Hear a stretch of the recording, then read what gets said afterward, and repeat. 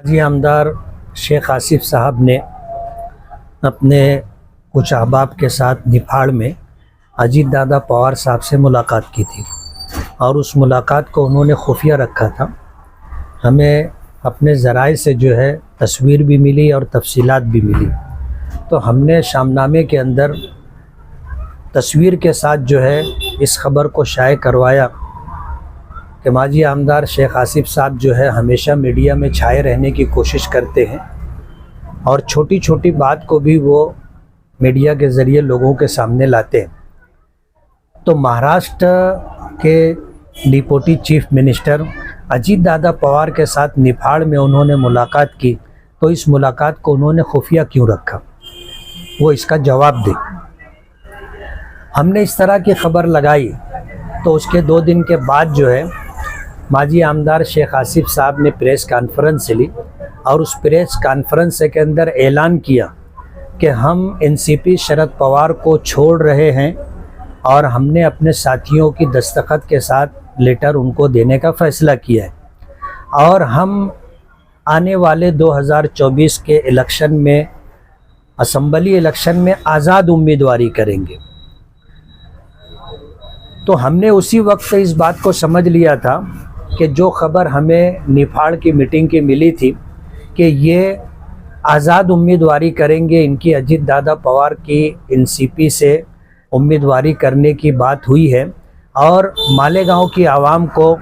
ये झांसा दे करके आज़ाद उम्मीदवारी करके चुन करके आएंगे, तो ये अजीत दादा पवार के साथ बीजेपी सरकार में शामिल हो जाएंगे। इस बात का हमने अहलियान शहर के सामने इसका ऐलान किया था अखबार के ज़रिए से, और कहते हैं कि बिल्ली बहुत जल्दी थैले के बाहर आ गई। अजीत दादा पवार जो पूरे महाराष्ट्र के अंदर एनसीपी की तरफ से जहां जहां उम्मीदवार देना है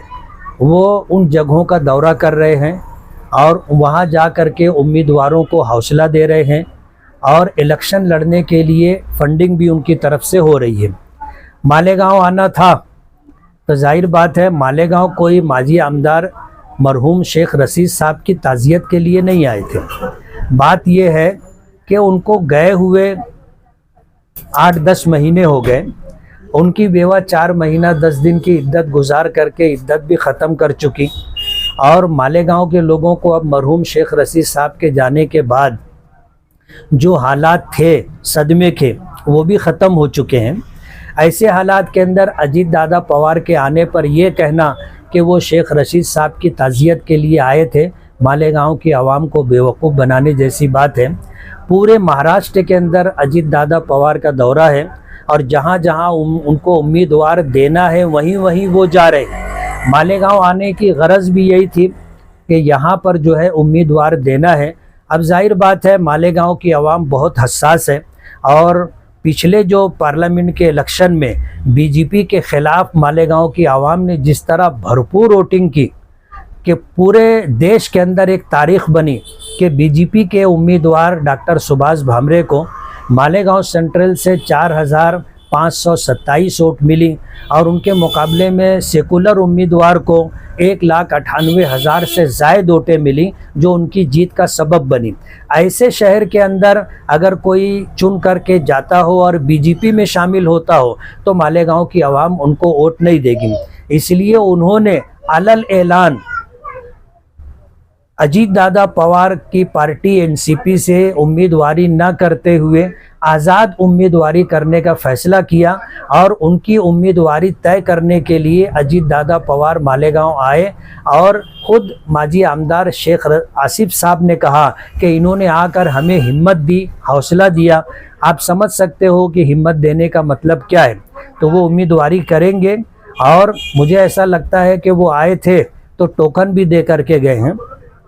ये आज़ाद उम्मीदवारी करेंगे और अजीत दादा पवार के साथ शामिल होकर बीजेपी में जाएंगे। मैं मालेगांव की आवाम को बहुत वजाहत के साथ कहना चाहता हूँ कि ये एक किस्म का झांसा है और ये बीजेपी में जाने की एक प्लानिंग है, लेकिन चोर रास्ता तलाश किया गया कि अजीत दादा पवार से बातचीत करके और उनसे जो है एक बड़ी रकम का मुतालबा करके जो इलेक्शनी फ़ंड होगा आज़ाद उम्मीदवारी करेंगे और खुदा न खास्ता चुन करके आ गए तो